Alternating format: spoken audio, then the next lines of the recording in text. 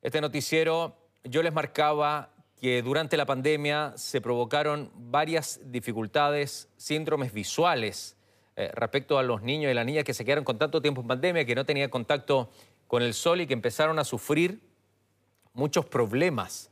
Y se define como el síndrome visual informático, que sería tal vez el responsable del aumento de la miopía en los niños y en las niñas.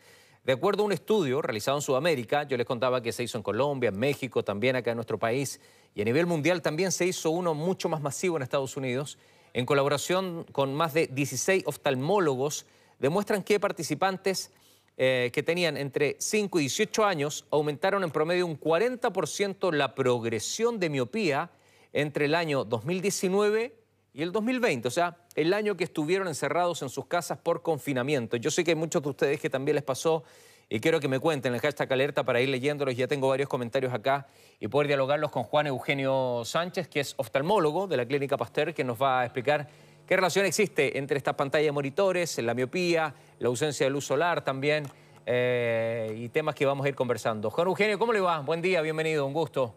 Hola, buenos días, ¿cómo estás? Bien, gracias por estar acá.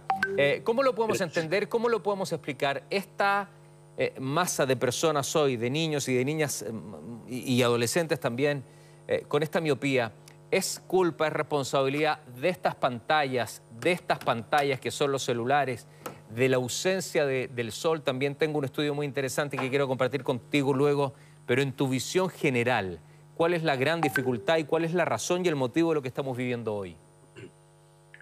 O sea, la epidemia de miopía viene ocurriendo ya hace unos 30, 40 años atrás. Esto partió muy fuerte en Asia y se explica por dos razones fundamentales: la genética y la gran cambio masivo de rural a urbano, que hoy es la teoría que más pesa. Digamos que en el fondo el hecho de que antes caminábamos para ir a clases o que trabajábamos en el campo, a la luz, a la intemperie, y hoy lo hacemos en una pieza encerrados sin luz solar.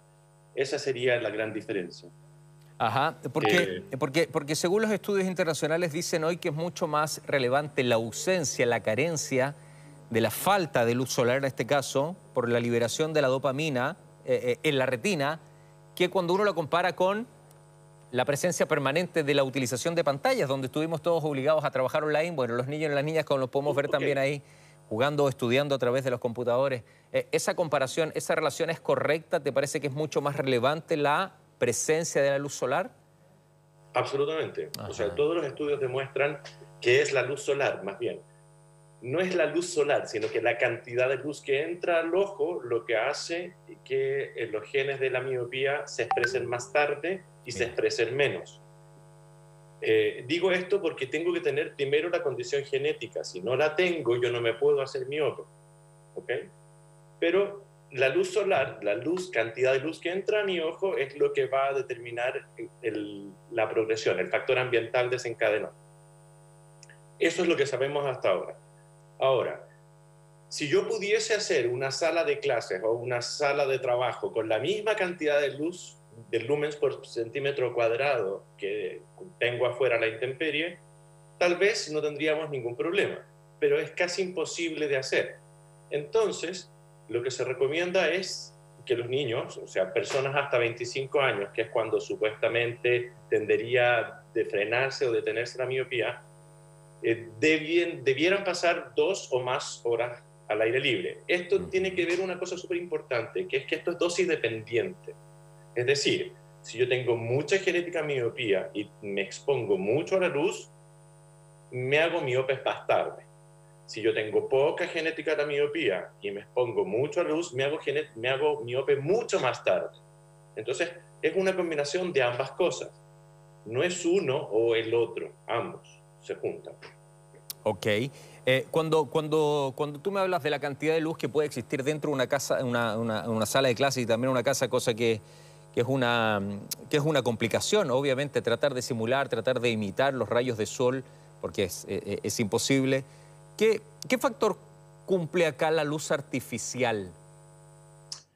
Ninguno, solo que no es suficiente, aparentemente. Te digo, todo esto está en revisión. los estudios no han logrado demostrar que sea la luz artificial, sino que más bien lo que apunta es que es la falta de luz natural. Ok.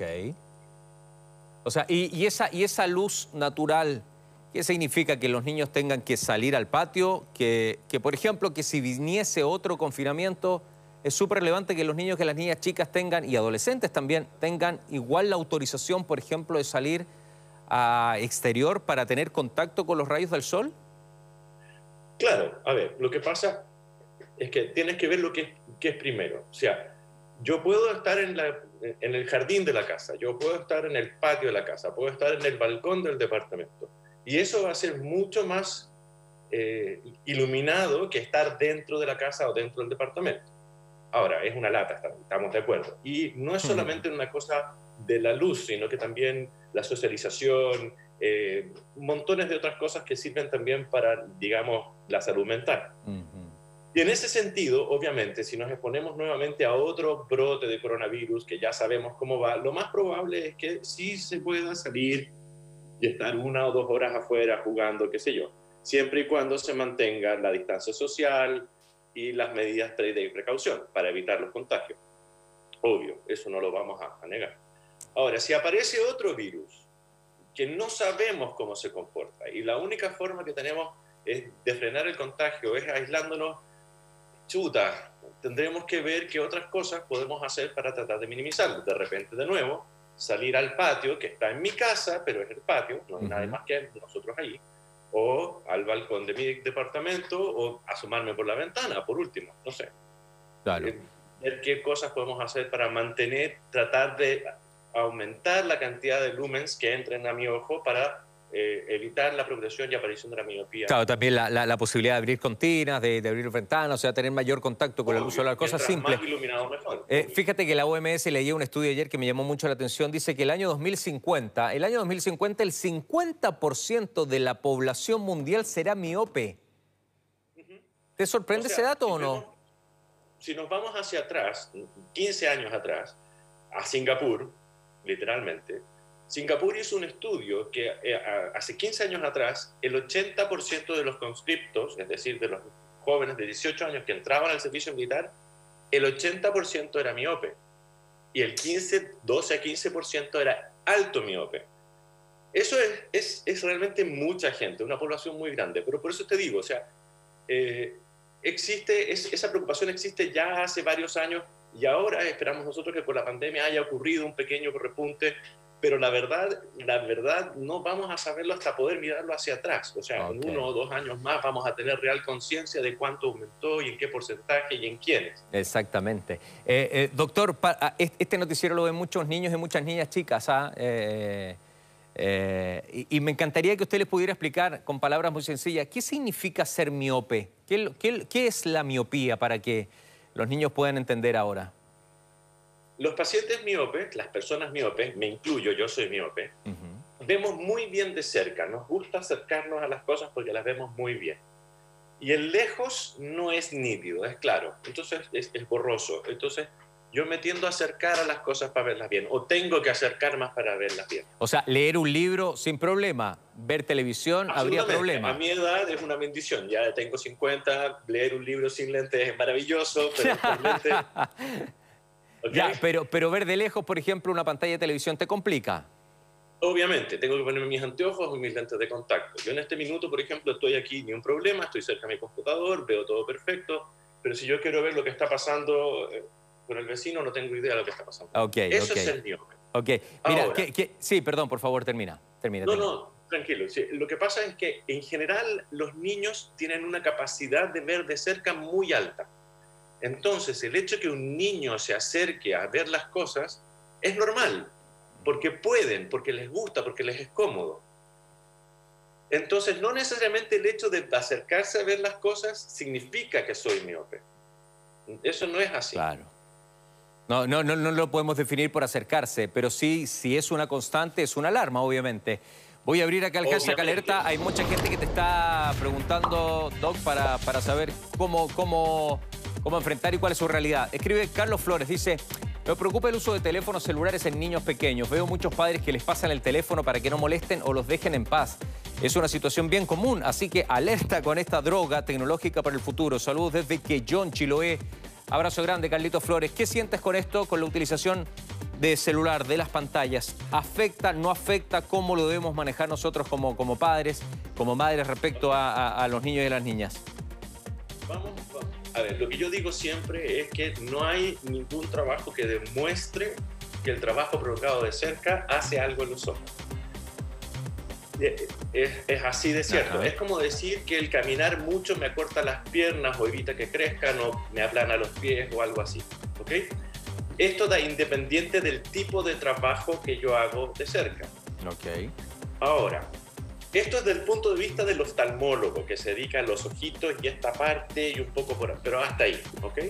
Sin embargo, nosotros sabemos que la exposición prolongada a pantalla, cualquier pantalla, televisión, celular, tablet, computador, produce una alteración en el ciclo circadiano en los niños y en el ciclo de sueño. Produce alteraciones del sueño en los niños. Y eso significa alteraciones en el aprendizaje, alteraciones en el ánimo, alteraciones en la personalidad, un montón de cosas. Entonces, los neurólogos infantiles sí dan muchas alertas al respecto y tienen directrices más o menos claras. Hasta tal edad, tantas horas, después de tal edad, tantas horas, el uso de redes sociales a partir de tal edad hasta tal otra, restringir ciertas cosas, pero a los ojos propiamente tal, no hemos encontrado ningún estudio que demuestre que hay un daño. Mira, Lisette Troncoso dice, soy profesora y tengo estudiantes que deben usar anteojos porque tienen un grado alto de astigmatismo y miopía por usar mucha pantalla. Incluso yo tuve que cambiar mis lentes producto de lo mismo. ¿Qué decimos acá, Doc, respecto a lo que nos plantea Lisette? Es su realidad como profesora. Miopía, astigmatismo por las pantallas. ¿Qué le podemos decir? Mira, habría que verla, no lo sé exactamente. Es raro, de nuevo, la miopía y el astigmatismo es una cosa que viene con uno, genéticamente hablando. Uno viene determinado de esa forma. Y yo pienso, no puedo decirlo con argumentos digamos, científicos. Yo creo que tiene más que ver con que cuando yo me expongo más a una pantalla, me doy cuenta más de los problemas que tengo. Es como, por ejemplo, si tengo un pequeño pie plano y no camino mucho, probablemente no me va a molestar, pero si camino mucho, sí me pueda molestar, o la rodilla, o la cadera, o qué sé yo. Entonces, ojo, porque a veces, por ejemplo, vamos a ponerlo, si yo me dedico a ser modelo de pasarela, probablemente no voy a necesitar tener un anteojo para modelar en la pasarela, pero si yo soy chofer profesional o piloto profesional de cualquier cosa, lo más probable es que sí tenga que usar anteojos en algún minuto de mi vida. Ok. ¿La miopía se puede revertir con el tiempo? ¿O si soy miope, termino y muero miope? Exacto. O sea, aparece y una vez que va progresando, progresa hasta los 23, 25. No se sabe muy bien por qué esa edad. Hay sospechas, pero de nuevo no se sabe muy bien. En algunos pacientes muy poquito, sigue progresando toda la vida. Pero en general, una vez que llegamos a cierta miopía estable, nos quedamos allí. ¿Y el estigmatismo también? ¿Cómo? ¿Estigmatismo también? ¿No lo puedo mejorar? No, ni el astigmatismo. A ver, yo soy oftalmopediatra, yo me dedico a ver los niños desde chiquititos hasta no tan chiquititos. Bien grandes a veces. Pero mi experiencia es que el astigmatismo aparece temprano, se desarrolla y después se queda estable, bien temprano, entre los 7, 8 años, después cambia muy poco, a veces incluso antes. Y en aquellos pacientes en que cambia, yo tengo que preocuparme de que no haya otra cosa que me esté haciendo cambiar un astigmatismo. Ok, perfecto. Está Kian Pi, servicios complementarios, dice, desde que comenzó la pandemia, le compré unos lentes para luz azul a mi hijo, para usarlo con las pantallas. ¿Eso sirve? ¿Sirven esos anteojos, Doc, que a uno le pasan? Los gamers ocupamos, yo ocupo también para mi canal de Twitch, y efectivamente te entrega otra luz, otra luminosidad. Pero efectivamente, ¿sirve eso para evitar algo o no? Es algo sumamente personal. Los estudios que se han realizado demuestran que no habría mayor diferencia. Es decir, hay gente que le resultan cómodos y ni un problema, úselos, y a otra gente que le da lo mismo. Entonces, yo en general no los indico. No los indico porque no son muy baratos y la verdad... Pero no le ves utilidad, más allá de las lucas que cuesten, ¿no ves diferencia en ocupar o no ocupar?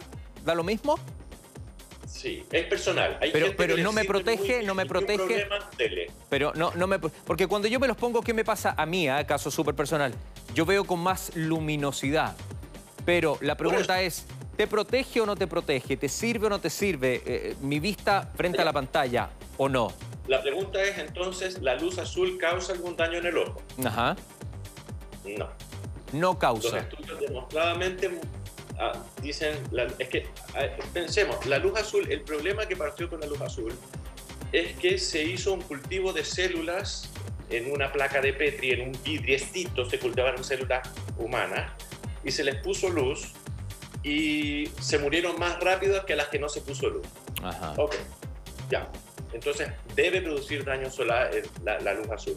Sin embargo, la luz azul de las pantallas, de los celulares, de los computadores en general, es mucho, mucho, mucho, mucho menor que la cantidad de luz azul que emite el sol las primeras horas del día, las primeras 4 o 5 horas del día.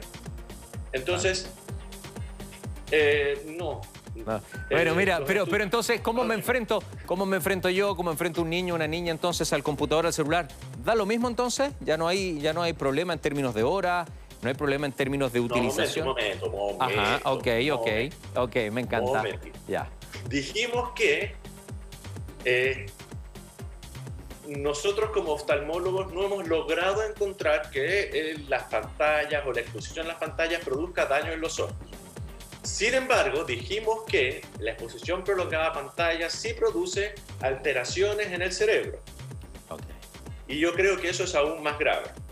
Absolutamente. Entonces, las recomendaciones más de proteger mi visión, porque esa está protegida mucho, o sea, nosotros estamos evolucionados hace mucho tiempo para proteger los ojos porque son nuestra principal medio de interacción con el medio ambiente, nuestro sentido principal. Tenemos que proteger el cerebro, porque eso sí es nuevo. Nuestro cerebro nunca había estado expuesto a tanta información, a tantos estímulos distintos de todas partes. Entonces, obviamente que se siente saturado en cierto punto. ¿Ok? Ahora, esto es cierto, lo que acabo de decir es cierto principalmente para niños y adolescentes. Los estudios también han demostrado que no habría alguna alteración en la luz con la luz azul en el ciclo sueño-vigilia en los adultos. Entonces, tal vez no sería tan cierto en los adultos. Ok. Un poco más. Bueno, Enrique, la gente está muy entusiasmada preguntándote y aprendiendo contigo. Me escribe de Kim acá en Twitter. No sé si hay otro, Gaby, antes de leer este. ¿Hay otro? Está Ricardo, que es el último. Déjame preguntarte esto. De Kim me dice, la miopía es una enfermedad cada vez más común, pero la operación es muy cara. Él dice que vale aproximadamente $1 millón. ¿Es efectivo el valor y es posible operarse? ¿Cualquier persona que tenga miopía, que tiene estigmatismo, puede operarse? ¿O hay que hacer un estudio? ¿Hay gente que le conviene, hay otra gente que no le conviene? ¿Cuál es la visión, Doc? A ver, la verdad es que el valor de la cirugía depende de la cirugía y de mi previsión. Por ejemplo, hay Bonopad Fonasa que yo recuerde para hacer LASIK o PRK y casi todas las clínicas oftalmológicas y centros oftalmológicos lo tienen, no todos, pero casi todos. Y eso es bastante accesible, no sé exactamente el precio que tiene, pero mucha gente se está operando de Fonasa con el Bonopad. Y es la misma cirugía, no es que sea distinta la cirugía de alguien que se opere por Bonopad y alguien que se opere con previsión completa o particular. Es lo mismo, se operan todos igual. Ahora, hay que hacer un estudio previo porque debo saber qué tan grande es mi miopía, qué tan grande es mi astigmatismo, cuán gruesa es mi córnea. La córnea es el vidrio de reloj transparente que está delante del color y es ahí donde vamos a hacer la gran mayoría de las cirugías refractivas. Entonces, hay que ver cuán gruesa es esta córnea, a ver si me tolera hacer una deformación por láser para colocar mi anteojo en el ojo y no tener que estarlo sacando y poniendo. Ajá. ¿Ok? Okay. Entonces, en ese sentido... O sea, es caso a caso también, doctor. Es caso a caso. Es una visión individual. Me escribe Ricardo acá en Twitter, hashtag alerta. Rodrigo, ¿hay que estar siempre en el comedor o en el dormitorio? ¿Es fundamental para no tener problemas de vista, no ver televisión con la luz apagada? ¿Siempre con luz? ¿Te das cuenta que la gente tiene muchas dudas prácticas? ¿Veo televisión con luz prendida o la televisión con luz apagada? ¿Qué hago? Lo que sea más cómodo. Lo que sea más cómodo, ¿ya? ¿Qué es lo que pasa? Lo que pasa es que, si se fijan, estoy tratando de acercarme al... Sí. Pero no lo... ¿Quiere que me acerque yo también? Ya. La pupila, nosotros tenemos... el ojo tiene la córnea, que es este vidrio reloj transparente delante del color, y el color se llama iris. Y dentro del iris, en el centro, está la pupila. ¿Ok? Eso es un diafragma, se agranda y se achica según la cantidad de luz que entra al ojo o que viene desde afuera. Y ahí ocurre un efecto óptico que se llama efecto de estenopeico. ¿Y eso qué quiere decir? Si yo tengo un astigmatismo, lo que sea, y le achico la pupila lo más que pueda, se seleccionan los haces centrales dentro del sistema óptico y la imagen se pone más nítida. ¿Ok? Entonces, si yo tengo muchos problemas de cualquier cosa y pongo mucha luz, mi pupila se achica y me es más fácil ver. Segunda cosa, existe también el efecto diafragma, profundidad de foco. Eso para los que son antiguos como yo y que saben de fotografía, saben que si yo quiero tomar una foto que sea con una profundidad de foco muy pequeña, es decir, que yo vea la flor y todo el resto borroso, pongo un diámetro de diafragma grande. Si yo quiero que en la foto se vea todo nítido, pongo un diámetro de diafragma chico. Entonces, si yo achico la pupila, tengo más nitidez en todo lo que estoy viendo. Okay. Entonces, en ese sentido, si yo voy a trabajar, a hacer prolongadamente, con poca luz, mi pupila va a estar grande y entonces mi ojo va a tener que hacer más trabajo en enfocar. Si yo, en cambio, estoy viendo televisión, al revés, grande, con la luz apagada, es como estar en el cine. Entonces, eso depende de nuevo de cada caso y cuánto me acomode o no me acomode a mí. Ok. La máxima edad para operarse, me escribe acá en Instagram, Karen Díaz. ¿Hay alguna edad máxima para operarse? ¿Hay un límite de edad o también es caso a caso? También es caso a caso. En general, después de los 45 años se evalúa mejor y después de los 55 ya realmente hay que evaluarlo muy bien. Ajá. Doctor, la última pregunta, no le quito más tiempo, ha sido muy útil. Esta es una pregunta mía general. Soy padre, soy madre, tengo mi hijo 3, 4 años, 5 años. ¿Cuándo me doy cuenta yo de que él necesita anteojos? ¿Cuándo me doy cuenta que tiene miopía, astigmatismo? ¿Qué señales tengo que observar yo para llevarlo donde usted, por ejemplo? ¿Cómo me voy dando cuenta? Esa es una muy buena pregunta. Gracias por hacerla. Me encanta. No me puedo dar cuenta. Los niños, como aprenden a ver de esa misma forma, probablemente siempre han visto así, entonces el mundo está hecho de esa forma y no generan una alerta. Entonces, todos los niños deben tener su primer control oftalmológico por cualquier oftalmólogo a los 4 años. ¿Ok? Si está todo bien, si la visión está bien, está dentro de los límites normales, nos quedamos tranquilos y el control puede ser en 1, 2, 3 años, viendo siempre cómo se comporta.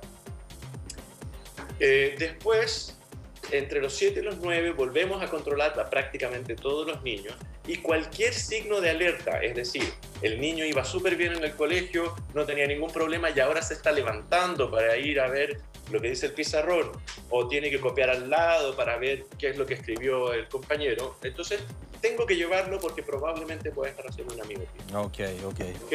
Súper claro, doctor. Y en adultos es súper importante esto. Si yo tengo antecedentes familiares de glaucoma, yo me tengo que hacer mi primer control a los 35 años. Si no lo tengo, entre los 40 y los 45, y de ahí periódicamente, cada 1, cada 2 años, para detectar cualquier cosa antes de tener un problema. Antes de la pifia. Exacto. Oiga, doctor, le agradezco mucho y disculpe el abuso también de preguntas más didácticas, que me parece que es súper bueno también. Hay gente que no tiene acceso a pagar una consulta y estos datos son súper relevantes. Un abrazo grande y que tenga lindo sábado. Igualmente, Gracias. cuídese. Gracias, Juan Chao. Enrique, muchas gracias.